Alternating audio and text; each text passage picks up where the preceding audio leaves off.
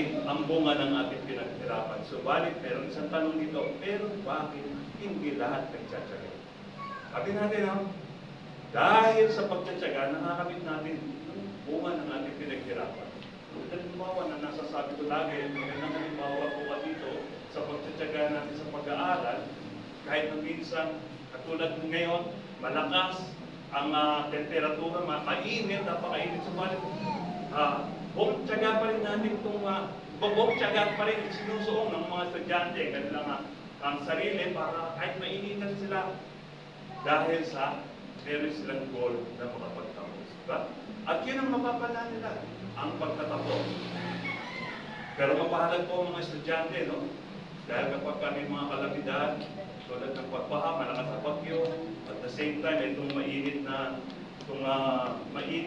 panahon, kinikilala ng gobyerno, ng pamahalaan, na wala munang klase.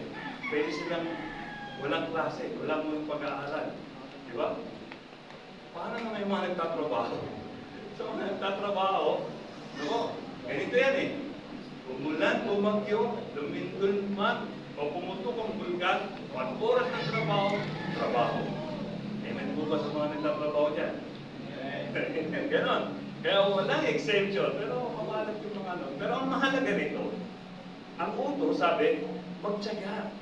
Dahil, sabi, meron tayong mapapala. Unang, tatlong bahagi lamang po ng paksa natin, yung key verse po natin, ang ipinapahayag ito. Unang-una sabi, dapat tayong magtiyaga. Dapat daw tayong magtiyaga. Ito po ang utos, o yung paalala sa atin ni Apostol Santiago sa kanya pong isinulat. Dapat daw tayong magtiyaga. Sabi, paano tayo magtiyaga? Sabi sa Santiago rin, Kabanata 5, talata 10, sabi, tularan nyo ang pagtiyaga at pagtitiis ng mga propeta na mga tagapagsalita ng Panginoon. So, ang pagtiyaga daw po na hinihiling sa atin dito ng Panginoon ay yung pagtulad sa mga propeta. Paano yan? Wala na tayong kilalang mga propeta ngayon. Noong panahon dati kasi may mga propeta dahil sila ang ginagamit ng Diyos para ipahayag ng Diyos ang kanyang mensahe. Kung anong dapat gawin ng mga hari o ng mga tao na ipinapasabi ng Panginoon sa propeta. No? Sabi, dapat tayo magtiyaga, tularan daw natin sa pagtiyaga ang mga propeta. Sila kasi, matyaga sila sa paghihintay ng mensahe at utos ng Diyos sa kanila. Yung instruction. Isa, no? Siyempre, sila ay mga propeta at the same time, wala naman silang, direct income, Kaya, minsan, matyaga rin sila na maghintay sa provision ng Lord ng kanilang matutuluyan, ng kanilang kakainin, o sometimes yung mga kanilang susuotin. Kaya, ito ang hinahalimbawa sa atin ng Apostol Santiago, nagtularan daw natin ito. Meron man o wala, busog ka man o gutom, magtiyaga pa rin po tayo. Yun ang sinasabi ni Apostol Santiago nito. Magtiyaga tayo, maghintay sa mensaheng ibibigay sa atin ng Panginoon. Ngayon, paano naman nagbibigay ng mensahe ng Panginoon sa atin? Ito po yung Bible. Pag pinasa po natin yan, isa magugulat ka na lang, ito pala nice ipagawa sa atin ng Panginoon. O bisa naman kung sa Bible, bisa nagpipray ka.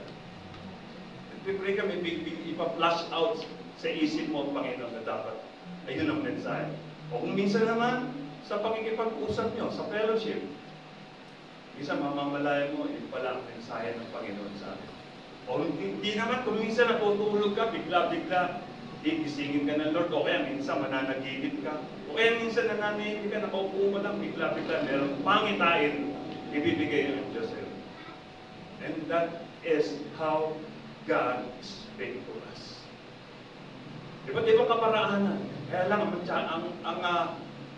in return, ang hinihiling lang sa atin ng Panginoon, maging matyaga tayo sa paghihintay kung ano ang nais ipagawa, ipaalala sa atin ng Panginoon. Ang pagtsatsaga, tignan po natin, no? Tayong lahat ay ngayon ay nanggaling sa sinapupunan ng ating ina. Ilan po rin yung mga nanay? Yung mga nanay, di ba? At kayo ay siyempre naranasan ninyong kayo ay nabuntis. Kayo ay nabuntis, ilang buwan yung pinagtyagaan sa sinapupunan nyo ang bata. Di ba?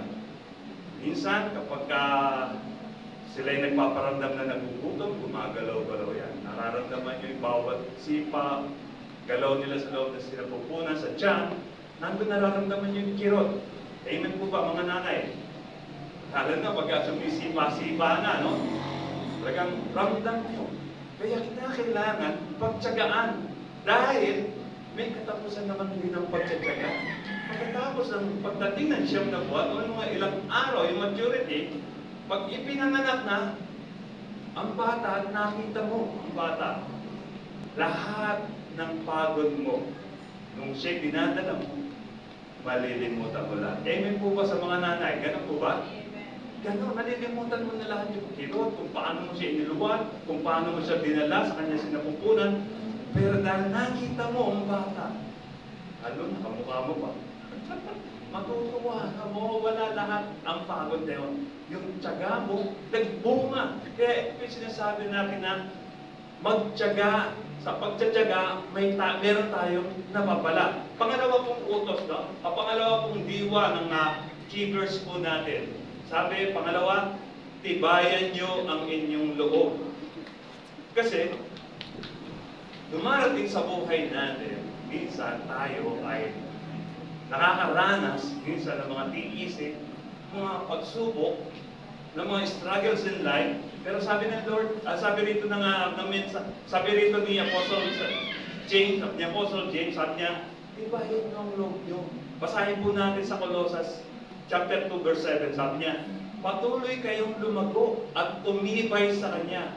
Magpakatatag kayo sa pananampalatayang itinuro sa inyo at maging mapagpasalamat din naman kayo. Ibig sabihin, kahit ikaw ay nagpapakatatag sa mga itinuro sa iyo na dapat mong ipamuhay, naroon pa rin yung thankful heart sa puso mo.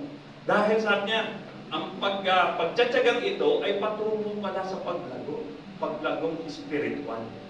Minsan hindi natin namamalayan, hindi tayo habang patong naging bata, pero ako sa age kong ito, dinaalala pa rin po ako nung ako'y bata pa. Pero habang ako ay nag-iisip, iniisip ko na, parang kailan lang, ganito ang ginagawa ko. Ganito ang pagkatao ko. Hindi ko akalain aabot ako sa ganito. Alam niyo po, plano ng Lord, hindi natin alam, pero mas maganda po talaga. Ang plano ng Lord sa atin na talagang lumago sa kaalaman, sa karanasan ng paglilingkod, lumago sa kaugnayan sa Kanya, ang paglago. So sabi ko sa Hebreo chapter 12 verse 15, ingatan nyo na walang sino man sa inyo ang tatalikod sa biyaya ng Diyos. At huwag ninyong hayaang umiral ang samaan ng loob sa inyo at marami ang madadama. Ito po'y paalala ng Hebreo sa mga taong sumasampalataya sa Panginoon.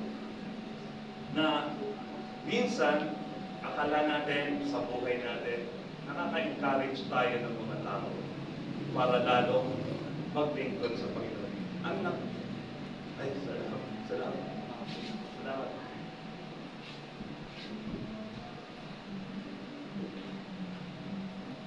Ang nakalulungkot lamang po minsan, hindi natin namamalayan sa sobrang kaabala natin. Dahil akala natin, ito ang sinasabi ng Panginoon sa atin, na dapat gawin, pero sometimes, sa ating pong paggawa nito, hindi natin namamalayan tayo po ay nagiging nakakapagbigay na rin tayo ng ikapanghihina ng ating kapwa mananampalataya.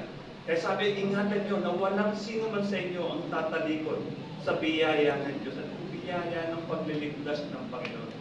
Alam niyo po, maraming beses din sa Bible, sa banal na kasulatan na sinasabi na meron tinatawag na fall away. Kung minsan kinakanta natin, ito ang panahon, di na uso ang backslide. Meron kasi nangyayaring backsliding. Bakit nagkakaroon ng backsliding? Kasi may nakita siya sa kapwa niya. Mananampalataya na ganito. They expect something na akala nila ipapamuhi nila ang kabanalan ng salita ng Diyos. But in return, hindi pala. So, what they feel right sa ganung pagkakataon, discouraged. Bakit? Akala, minsan, mapalad po tayo, hindi pa tayo napagsabihan, akala ko ba born again ka? Maraming beses na ako nasabihin ng gano'n. Akala ko ba born again ka? O bakit naman? Di ba ganyan? Kasi, alam niyo po, tayo mga tulad na nasabi ko lahat, last week, tayo pong lahat ng mga mananampalataya ay isang bukas na aklat sa mga hindi sumasampalataya at sa sumasampalataya rin. Nakikita nila ang mga galaw natin. Nakikita nila kung paano yung lifestyle natin. Ngayon, sa lifestyle po ba natin, nakakapag-encourage pa natin? Sa lifestyle ba natin, sa mga decision making ba natin, nakakapagpasigla pa tayo ng kapwa natin mananampalataya sa ginagawa natin.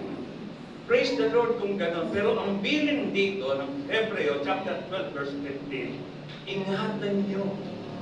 Ingatan nyo. Ano iingatan? Ingatan nyo yung paggalaw mo, pag-iisip mo, pagsasalita mo, na walang sino man sa inyo ang tatalikod sa biyaya ng Diyos. May mga nangyayari po kasi ganito. Minsan, sa preaching, hindi nagustuhan ang preaching, akala siya pinapatama. Next Sunday, hindi na umatid. At the same time, umalis na ng church. Lumipat. Bakit? Kasi nga po, hindi niya nagustuhan ang sinasabi, akala siya pinapatulan. Pero kung uunawain po natin, sa sinabi rin ng Hebreo na that the word of God is like a two-edged sword. Magkabila ang para daw po itong isang tabak na magkabila ay talim. Ito ay sumusugat sa ating mga puso. Nakapaghihiwalay ng kaluluwa at ng spirito. Ganon ang salita ng Diyos. Kaya dito po sa atin, kapag tayo ay nakaririnig ng salita ng Diyos at nararamdaman natin, nasasaktan, nasasaling ang ating damdamin, effective ang salita ng Diyos. Yung power ng salita ng Diyos, tumitimo sa puso natin. Paano kasi pagka, halimbawa, wala nang dating sa puso mo, salita ng Diyos, baka may kalyo na puso mo. Pero salita ng Diyos, tumatagos. Sabi po, kaya sabi, ingatan nyo na walang sino man sa inyo ang tatalikod sa biyaya ng Diyos. Walang magpo-fall away, walang magbabackslide, at huwag nyong hayaang umiral ang samaan ng loob sa inyo. Meron po ba rito may samaan ng loob sa atin? Sabi po sa Bible, kapag naalala, kapag ikaw ay mag-aalay sa Panginoon at naalala na ang iyong kapwa ay may sama ng loob sa iyo, iwan mo muna yung alay mo makipagkasunduan. At pagkatapos, bumalik ka sa kakamag-alay sa Panginoon. Sa buhay po natin ngayon, mga kapatid, kitang-kita ng Diyos laman ng puso natin, ng isip natin. Sabihin namin natin kanina, suriin mo. Suriin.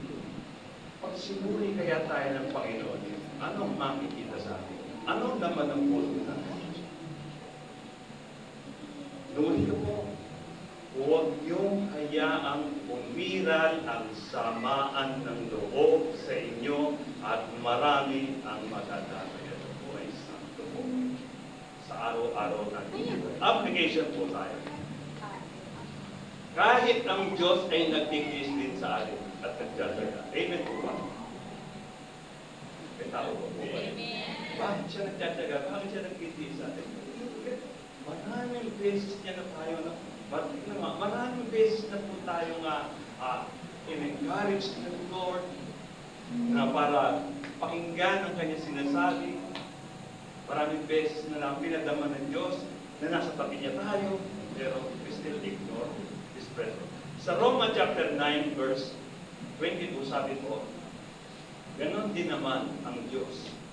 Nais niyang ipakita ang kanyang kapangyarihan at matinding galit sa mga makasalanan. Pero minabuti niyang tiisin muna ng buong tiyaga ang mga taong dapat sanang lipulin na.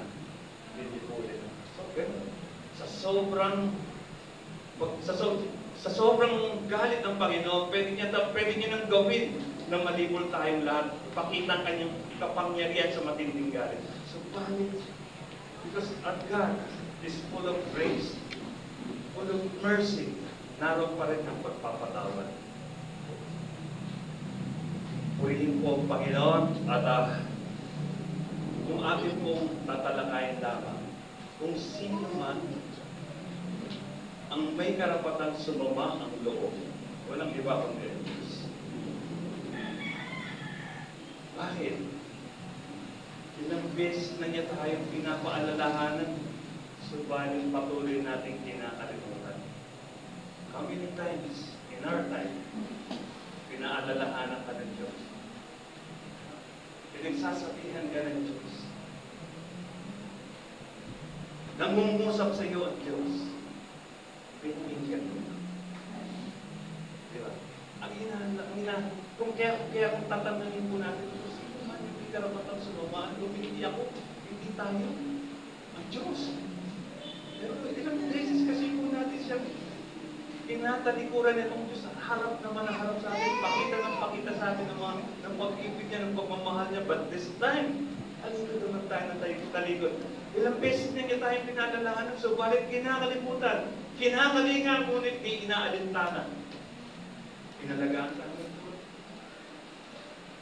Hinubo, hinulma, hinuhulma, pero in return, ano po ang atin po? Yung pinagkakataon. Sabi po rito sa ating konklusyon, lapit na kasi, nag-init ka na po. Yung ikatlong sentence po ng ating pong key verse, ito pong ginawa ko na pong conclusion. Nalalapit na ang pagdating ng Panginoon. Nalalapit na ba ang pagdating ng Panginoon? Pero isang nasabi natin, bakit ganoon? Sinabi na sa Bible, sinabi na ng mga apostles, ng mga apostol, na malapit na dumating ang Panginoon, pero ilang dekada na. Ilang 2 milenyo na ang dumaan, pero wala pa ang Panginoon. Ano po bang ibig sabihin nito? Sabi natin, hanggang ngayon, naririnig natin, malapit na dumating ang Panginoon. Ano po ba ang ibig sabihin natin? Ano ba yung nais nitong iparating sa atin? Sipin natin, nasa buhay natin ngayon, alam natin, limitado na ang buhay natin. Anytime now, pwedeng dumating ang Panginoon. At sa pagdating ng Panginoon sa buhay natin, kapag tayo'y kanya siniyasat, ano ba ang makikita niyo sa atin? Okay, praise the Lord, nagpagal ka. Purihin ng Panginoon, naglingkod ka sa Panginoon, sa naglingkod ka sa Kanya. Nagbunga ka ng maraming bunga. Lumago ang mga naakay mo. Pero ano naman ang puso? Panging Diyos lamang ang nakakaalam. Nalalapit na ang pagdating ng Panginoon sa unang Corinto chapter 16 verse 13. Sabi po, ang paalala ni Apostol Pablo sa mga taga-Corinto, yung mga mananampalataya po ito. Sabi niya, maging listo kayo at magpakatatag sa inyong pananampalataya. Magpakatapang kayo at magpakatibay. Ito mga bihis niya para sa, ano ba, ito mga sinasabi niya, magpakatatag sa pananampalataya, magpakatapang at magpakatibay. Bakit kinakailangan tayo magpakatibay, magpakatatag at magpakatapang? Bakit? Kasi tayong lahat, tingnan yung katabi mo. Yeah. Tayong lahat sinusubok. Wala ritong exempted. No exemption po rito. Lahat tayo sinusubok. Sinong sumusubok sa atin? Ang sumusubok po sa atin ang Diyos po ba? Hindi ang pagkakataon. Parang paraan bakit tayo sinusubok? Para tayo ay maging matatag, matibay, at matapang. Paano kapag ikaw ay sinusubok at hindi ka nagiging matatag, o nagpakatapang, ano yung nagiging resulta? Madalas yung pagtakas.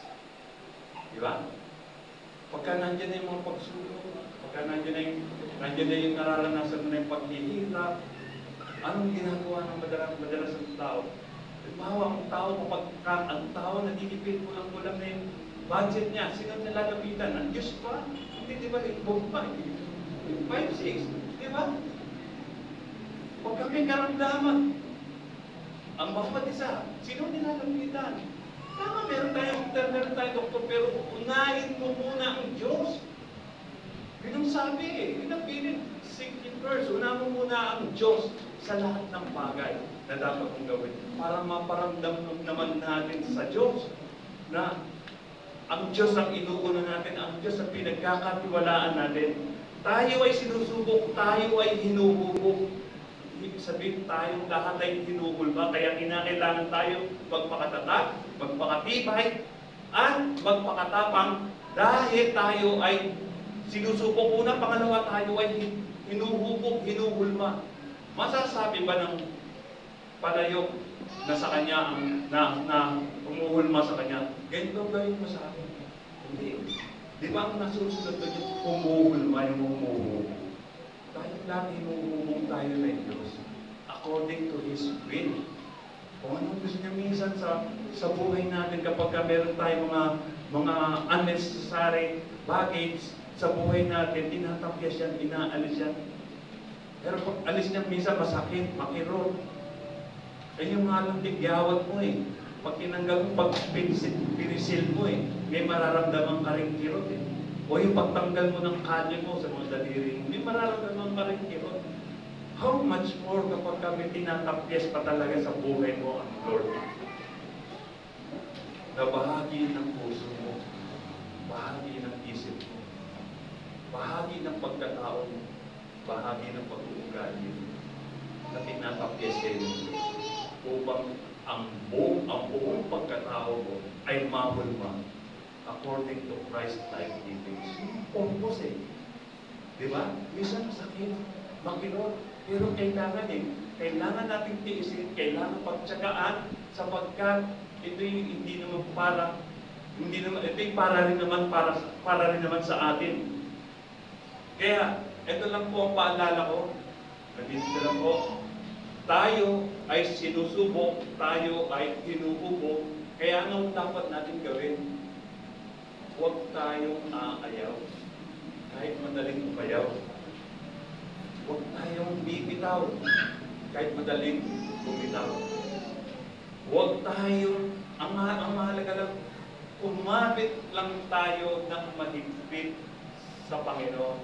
At sa gayon, tayo mananatiling nakatayo, nakakapit, mananatiling matatag. Kaya, alam niyo po, sa buhay natin, yung pagtsatsaga na atin pong tema ngayon ay mayroon tayong mapapala. May mapapala kung magtsatsaga. Amen? Nandali po tayo mo at manalangin. Hallelujah. Salamat po, Panginoon Diyos, sa mensaheng ito na inyong ipinarating sa aming mga buhay. Alam po namin, Panginoon, na sa buhay namin ay patuloy ka nag-uusap. Kumpletuhin mo ang mensaheng ito sa aming puso't isipan, Panginoon, sa pagpagitan ng inyong kapangyarihan. Ikaw naman po ang patuloy namin nais maparangalan at mapapurihan. Sa pangalan ni Jesus na po kami dalangin. Amen.